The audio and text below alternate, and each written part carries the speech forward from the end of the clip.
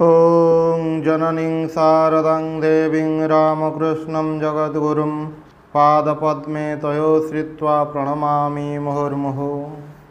श्रीमा शारदा देवी स्मृति कथा श्रीमती सरलाबाला देवी द्वारा पृष्ठ 461।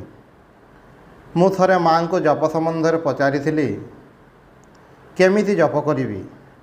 माँ कहिले जेमिति कले भी हेब, ठाकुर को सर्वदा निजर भाविब।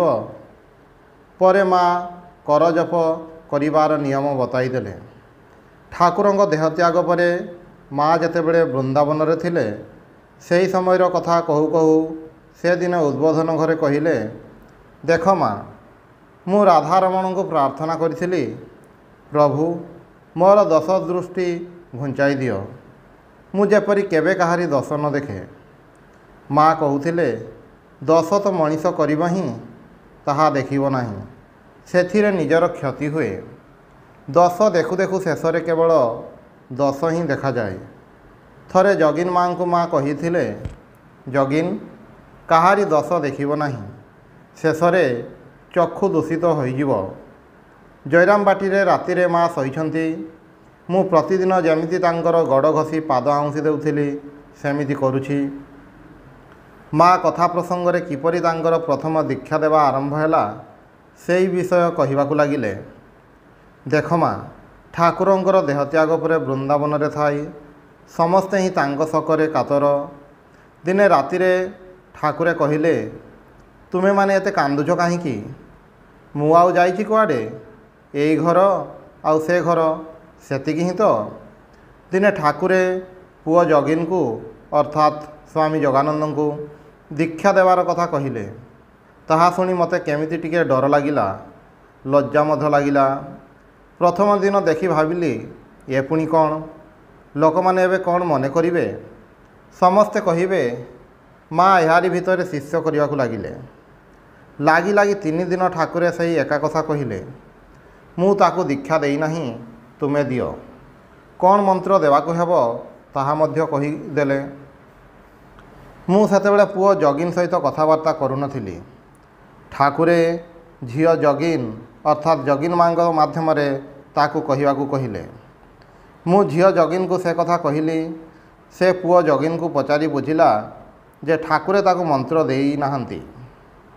ठाकुरे पुओ जगिन को मध्य देखा देई मो पाखरु मंत्र देवा पई कहिसंती, मात्र से कथा मते कहिवाकू से साहस करि नाही। जेतेबेले देखिली 2 जन को ही ठाकुरे कहिसंती, सेतेबेले ताकू मंत्र देली। एहीपरि भावरे पुओ जगिन ठारू मोर दीक्षा देवा आरंभ हैला।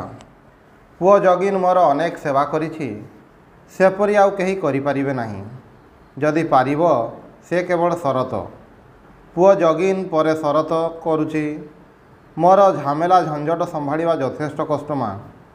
शरत व्यतीत मो दायित्व केही नहीं पारिबे नाही। गोलाप जगिन माँ एमाने न रहिले मोर कलिकता रे रहिबा होई पारिबो नाही। माँ जयराम बाटी रे थिबा बेले रांचीर जणे भक्त आसी माँ को कहिले, आपण को किछि दिन पई नै जिबा पई आसीछि, घर भड़ा इत्यादि सब ठीक करी आसीछि। माँ पचारिले, शरत कौन जानिछि? भक्तटी कहिले ना। माँ कहिले, तेबे मोर जीवा होई पारिबो नाही। शरत आसी फेरी जाइछि, आगे कलिकता जाए, से जदि कहिबो सेतेबेले देखा जिवो।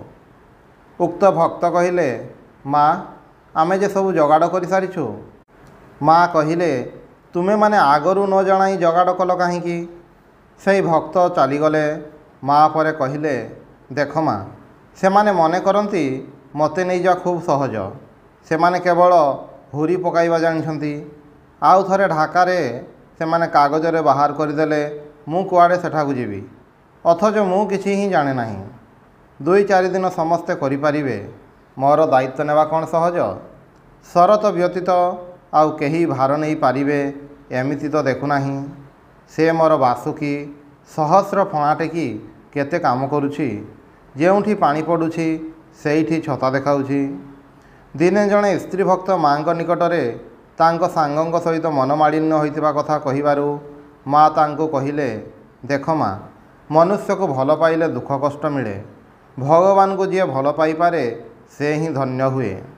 ତାହାର ଦୁଃଖ କଷ୍ଟ ରହେ ନାହିଁ। ଆଉ ଦିନେ ଜଣେ ସ୍ତ୍ରୀ ଭକ୍ତ ମାଆଙ୍କ ପାଖରୁ ଠାକୁର ପୂଜା ଶିଖିବାକୁ ଇଚ୍ଛା ପ୍ରକାଶ କରିବାରୁ ମା' କହିଲେ, ଦେଖ ତୁମେ ସବୁ ସଂସାରରେ ରହିଛ, ଏତେ ସବୁ ପାରିବ ନାହିଁ। ତାଙ୍କ ନାମ ଯେତିକି ପାଇଛ ସେତିକି ହିଁ କରୁଥାଉ। ସେତିକି କରିପାରିଲେ ସବୁ ହେବ।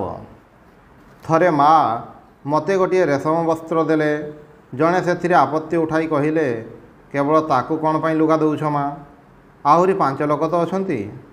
ମା' ଉତ୍ତର ଦେଲେ, ମୁଁ ତାକୁ ଦେବି ନାହିଁ ତ କିଏ ଦେବ? ତାହାର ଆଉ କିଏ ଅଛି କୁହ? ରାଧୁର ଶାରୀରିକ ଅସୁସ୍ଥତା ସକାଶେ ମା' ବସପଡ଼ାର ନିବେଦିତା ସ୍କୁଲ ପାଇଁ ଭଡ଼ା ହୋଇଥିବା ବୋର୍ଡ଼ିଂ କୋଠାରେ ରହୁଥିଲେ। ମୁଁ ତାଙ୍କର ସେବା ପାଇଁ ସେଠାରେ ଥିଲି। ଦିନେ ମା' ମୋତେ ଠାକୁରଙ୍କୁ ଭୋଗ ଲଗାଇବାକୁ କହିଲେ। ମୁଁ ଭୋଗ ଲଗାଇବାର କୌଣସି ମନ୍ତ୍ର ଆଦି ଜାଣିନଥିଲି। ତେଣୁ ମା'ଙ୍କୁ କହିଲି, ମା' ଠାକୁରଙ୍କୁ କେମିତି ଭୋଗ ଦିଆ ହୁଏ ମୁଁ ତ ଜାଣେ ନାହିଁ।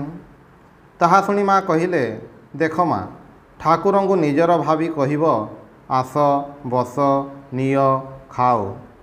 ତଥା ଭାବିବ ସେ ଆସିଛନ୍ତି, ବସିଛନ୍ତି, ଖାଉଛନ୍ତି। ନିଜ ଲୋକ ପାଇଁ କ'ଣ ମନ୍ତ୍ରତନ୍ତ୍ର ଦରକାର ହୁଏ? ସେସବୁ ହେଉଛି ବନ୍ଧୁବାନ୍ଧବ ଆସିଲେ ଯେପରି ସେମାନଙ୍କୁ ଆଦର ଯତ୍ନ କରିବାକୁ ପଡ଼େ, ସେହିପରି ନିଜ ଲୋକ ପାଖରେ ସେସବୁ ଦରକାର ହୁଏ ନାହିଁ। ତାଙ୍କୁ ଯେପରି ଭାବରେ ଦେବ ସେ ସେପରି ଭାବରେ ହିଁ ନେବେ। ତାପରେ ଭୋଗ ଦେବାର ଗୋଟିଏ ମନ୍ତ୍ର ମୋତେ ଶିଖାଇଦେଲେ। ମା' ଥରେ ଜଣେ ଭକ୍ତଙ୍କୁ କହିଥିଲେ, ଦେଖ ବାବା, ତୁମମାନଙ୍କର ବିପଦ ଆସିବ ନାହିଁ ତାହା ନୁହେଁ। ବିପଦ ତ ଆସିବ ହିଁ, ତେବେ ତାହା ରହିବ ନାହିଁ। ଦେଖିବ ପାଦ ତଳ ଦେଇ ପାଣି ବହିବା ପରି ଗଡ଼ିଯିବ। ଜଣେ ଭକ୍ତ ମା'ଙ୍କୁ ପଚାରିଥିଲେ, ଏତେ ଜପତପ କଲି କିଛି ତ ହେଲା ନାହିଁ। ଏହାର ଉତ୍ତରରେ ମା' କହିଲେ, ଏହା କ'ଣ ଶାଗ ମାଛ ହୋଇଛି ଯେ ଦାମ ଦେଇ କିଣି ନେବ? ଜୟରାମ ବାଟିରେ ମା'ଙ୍କର ଆତ୍ମୀୟମାନେ ମା'ଙ୍କୁ ନାନା ଆଦି ବିଷୟରେ ଉତ୍ତ୍ୟକ୍ତ କରୁଥିଲେ। ମା' ଦିନେ ବିରକ୍ତ ହୋଇ କହିଥିଲେ, ଦେଖ ତୁମେମାନେ ମୋତେ ବେଶୀ ବିରକ୍ତ କର ନାହିଁ। ଏହାଙ୍କ ଭିତରେ ଯିଏ ଅଛନ୍ତି ସେ ଯଦି ଥରେ ଫଁ କରନ୍ତି ତେବେ ବ୍ରହ୍ମା, ବିଷ୍ଣୁ, ମହେଶ୍ୱର କାହାରି କ୍ଷମତା ନାହିଁ ଯେ ତୁମକୁ ରକ୍ଷା କରିବେ। 1919 ମସିହାରେ ମା' ସେ ସମୟରେ କୋଆଲପଡ଼ାରେ ଥିଲେ। ଦଶହରା, ଗଙ୍ଗା ପୂଜା ଦିନ କେତେକ ଭକ୍ତ ମା'ଙ୍କ ପାଦରେ ପଦ୍ମଫୁଲ ଦେଇ ପୂଜା କରି ଚାଲିଗଲେ। ପରେ ମା' ମୋତେ ପଚାରିଲେ, ଆଜି କ'ଣ ଯେ ପିଲାମାନେ ସବୁ ପାଦରେ ଫୁଲ ଦେଇଗଲେ? ମୁଁ କହିଲି, ଆଜି ଦଶହରା ସେଥିପାଇଁ। ମା' ଟିକିଏ ହସି କହିଲେ, ଏ ମା, ମୁଁ କ'ଣ ମନସା ନା କ'ଣ? ପରେ ଠାକୁରଙ୍କ ଛବିରେ ହାତ ଯୋଡ଼ି କହିଲେ, ସେ ହିଁ ମନସା, ଗଙ୍ଗା ସବୁ। ରାଧୁ ବାୟୁ ରୋଗରେ ପାଗଳି ପରି ହୋଇ କୋଆଲପଡ଼ାରେ ଥିଲା। ଅନେକ ସମୟରେ ମା' ତାକୁ ଖୁଆଇ ଦେଉଥିଲେ। ସେ ମୁହଁରେ ଖାଇବା ଧରି ପ୍ରାୟ ଦିନ ମା'ଙ୍କ ଉପରେ ପକାଇ ଦେଉଥିଲା। ଦିନେ ମା' ବିରକ୍ତ ହୋଇ ମୋତେ କହିଲେ, ଦେଖ ମା, ଏ ଶରୀର ଅର୍ଥାତ୍ ନିଜ ଶରୀର ଦେଖାଇ ଦେବ ଶରୀର ବୋଲି ଜାଣିବ। ଏଥିରେ ଆଉ କେତେ ଅତ୍ୟାଚାର ସହି ହେବ? ଭଗବାନ ନ ହୋଇଥିଲେ କ'ଣ ମନୁଷ୍ୟ ଏତେ ସହିପାରେ? ଠାକୁରେ ମୋତେ କେବେ ଫୁଲଟିଏ ଦେଇ ମଧ୍ୟ ଆଘାତ କରିନାହାନ୍ତି। କଦାପି ତୁମେ ଛଡ଼ା ତୁ କହିନାହାନ୍ତି। ଥରେ ମୋତେ ଲକ୍ଷ୍ମୀ ମନେକରି ତୁ କହିଦେଇଥିଲେ ବୋଲି ସେଥିରେ କେତେ ଅସ୍ଥିର ହୋଇଥିଲେ। ସେ ଜିଭ କାମୁଡ଼ି କହିଲେ, ଓହୋ ତୁମେ? କିଛି ମନେ କରିବ ନାହିଁ। ମୁଁ ଲକ୍ଷ୍ମୀ ମନେକରି ତୁମକୁ ତୁ କହି ପକାଇଛି। ଏମାନେ ମୋତେ ଜଳାଇ ମୋ ପ୍ରାଣ ଖାଇଲେ ମା। ଏଥର ରାଧୁକୁ କୌଣସି ମୋତେ ଠାକୁରେ ଭଲ କରିଦେଲେ ଆଉ ନୁହେଁ। ଦେଖ ମା, ମୁଁ ଥିବା ଯାଏ ଏମାନେ କେହି ମୋତେ ଜାଣିପାରିବେ ନାହିଁ। ପରେ ସବୁ ବୁଝିବେ। ଉଦ୍ବୋଧନରେ ମା'ଙ୍କର ଶେଷ ବେମାରୀ ବେଳେ ଦିନେ ଜଣେ ସାଧୁ ମା'ଙ୍କୁ ଦେଖିବାକୁ ଆସିଥିଲେ। ମା' ଶୋଇଥିଲେ। ଉକ୍ତ ସାଧୁ ମା'ଙ୍କର ପାଦ ଆଉଁସି ଦେବାକୁ ଲାଗିଲେ। ସେ ସମୟରେ ମା'ଙ୍କ ମୁଣ୍ଡରେ ଓଢ଼ଣା ନଥିଲା। ସାଧୁ ଚାଲିଗଲା ପରେ ମା' ମୋତେ କହିଲେ, ମୋ ମୁଣ୍ଡରେ ଓଢ଼ଣା ନାହିଁ, ଲୁଗାଟା ମୁଣ୍ଡରେ ଦେଇଦେଲ ନାହିଁ କାହିଁକି? ମୁଁ କ'ଣ ମରିଯାଇଛି? ଏବେଠାରୁ ଏମିତି କରୁଛ?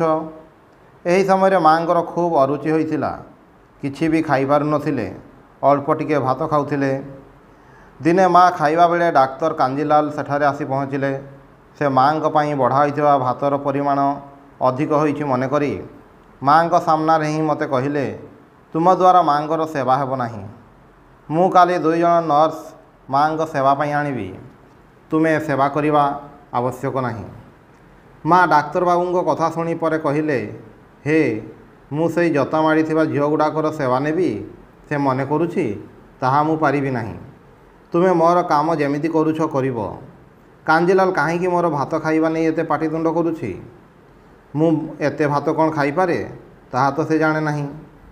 ଏହାର କେଇଦିନ ପରେ ହିଁ ମାଆଙ୍କର ଭାତ ଖାଇବା ବନ୍ଦ ହୋଇଗଲା। ଦିନେ ମା କହିଲେ, ଦେଖ, ସେଦିନ କାଞ୍ଜିଲାଲର ମୋର ଭାତ ଖାଇବା ନେଇ ରାଗ ହେଲା, ସେବେଠାରୁ ମୋର ଭାତ ଖାଇବା ସମ୍ପୂର୍ଣ୍ଣ ଉଠିଗଲା।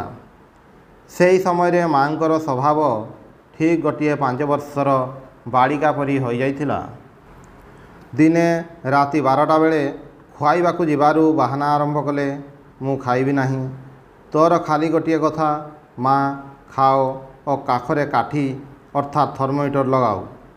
ମା ଖାଉନାହାନ୍ତି ଦେଖି କହିଲେ, ତେବେ କ'ଣ ମା ମହାରାଜଙ୍କୁ ଡାକିବି? ଅନେକ ସମୟରେ ଶରତ ମହାରାଜଙ୍କର ନାମ କହିଲେ ସେ ଖାଉଥିଲେ, କିନ୍ତୁ ଏଥର ଖାଇବା ପାଇଁ ସମ୍ପୂର୍ଣ୍ଣ ନାରାଜ ହେଲେ। କହିଲେ, ଡାକ ଶରତକୁ, ମୁଁ ତୋ ହାତରେ ଖାଇବି ନାହିଁ। ମହାରାଜ ଶୁଣିବା ମାତ୍ରେ ତରତର ହୋଇ ମାଆଙ୍କ ପାଖକୁ ଆସିଲେ। ମା ମହାରାଜଙ୍କୁ ବସାଇ କହିଲେ, ଟିକିଏ ଆଉଁସି ଦିଅ ତ ବାବା, ଏବଂ ତାଙ୍କ ହାତ ଦୁଇଟି ନେଇ କହିଲେ, ଦେଖ ତ ବାବା, ଏମାନେ ମୋତେ କେତେ ବିରକ୍ତ କରୁଛନ୍ତି। ଖାଲି ଖାଅ ଖାଅ କୁହନ୍ତି ଓ କାଖରେ କାଠି ଲଗାନ୍ତି। ତୁମେ ସେମାନଙ୍କୁ କହିଦିଅ ଯେପରି ବିରକ୍ତ ନ କରନ୍ତି। ମହାରାଜ କହିଲେ, ନା ମା, ସେମାନେ ଆଉ ଆପଣଙ୍କୁ ବିରକ୍ତ କରିବେ ନାହିଁ। ଏହିପରି ସାନ୍ତ୍ୱନା ଦେଇ ପରେ ପଚାରିଲେ, ମା ଏବେ କ'ଣ କିଛି ଖାଇବେ? ମା କହିଲେ, ଦିଅ। ମହାରାଜ ମୋତେ ଖାଇବା ଆଣିବା ପାଇଁ କହିଲେ। ମା ଏକଥା ଶୁଣି କହିଲେ, ନା, ତୁମେ ମୋତେ ଖୁଆଇ ଦିଅ, ମୁଁ ତା ହାତରେ ଖାଇବି ନାହିଁ। ଫିଡ଼ିଂ କପ୍ରେ କ୍ଷୀର ଢାଳି ମହାରାଜଙ୍କ ହାତରେ ଦେଲି। ସେ କୌଣସି ପ୍ରକାରେ ଟିକେ ପିଆଇଲେ ଏବଂ କହିଲେ, ମା ଧୀରେ ଧୀରେ ପିଅନ୍ତୁ। ଏହା ଶୁଣି ମା କହିଲେ, ଦେଖ ତ କି ସୁନ୍ଦର କଥା, ମା ଟିକିଏ ଧୀରେ ଧୀରେ ପିଅନ୍ତୁ। ଏ କଥାଟା ଆଉ ସେମାନେ କହି ଜାଣନ୍ତି ନାହିଁ। ଦେଖ ତ, ମୋ ପିଲାକୁ ଏତେ ରାତିରେ କଷ୍ଟ ଦେଲେ। ଯାଉ ବାବା, ଶୋଇବ ଯାଉ, କହି ଆଉଁସି ଦେଲେ। ପରେ ମହାରାଜ ମଶାରୀ ପକାଇ ଦେଇ କହିଲେ, ଏବେ ଆସୁଛି ମା। ମା କହିଲେ, ଆସ ବାବା, ମୋ ପିଲାର କେତେ କଷ୍ଟ ହେଲା। ଦେହତ୍ୟାଗର କିଛିଦିନ ପୂର୍ବରୁ ମା ରାଧୁର କୌଣସି ଖବର ନେଉନଥିଲେ। ଦିନେ ମା ତାକୁ କହିଲେ, ଦେଖ, ତୁ ଜୟରାମବାଟି ଚାଲିଯା, ଆଉ ଏଠି ରହ ନାହିଁ। ମୋତେ କହିଲେ, ଶରତକୁ କୁହ ସେମାନଙ୍କୁ ଜୟରାମବାଟି ପଠାଇଦେବ। ମୁଁ ପଚାରିଲି, କାହିଁକି ସେମାନଙ୍କୁ ପଠାଇ ଦେବାକୁ କହୁଛନ୍ତି? ରାଧୁକୁ ଛାଡ଼ି ରହିପାରିବେ କି? ମା କହିଲେ, ଖୁବ୍ ପାରିବି, ମନ ଉଠାଇ ନେଇଛି। ମାଆଙ୍କର ଏହି କଥା ଜଗିନ ମା ଓ ଶରତ ମହାରାଜଙ୍କୁ କହିଲି। ଜଗିନ ମା ମାଆଙ୍କ ପାଖକୁ ଆସି ପଚାରିଲେ, କାହିଁକି ମା ସେମାନଙ୍କୁ ପଠାଇ ଦେବାକୁ କହୁଛ? ଉତ୍ତରରେ ମା କହିଲେ, ଜଗିନ, ଏହାପରେ ସେମାନଙ୍କୁ ସେଠାରେ ହିଁ ରହିବାକୁ ହେବ ଯେ। ଯାଉଛି, ତାଙ୍କ ସହିତ ପଠାଇ ଦିଅ। ମନ ଉଠାଇ ନେଇଛି, ଆଉ ଚାହୁଁନାହିଁ।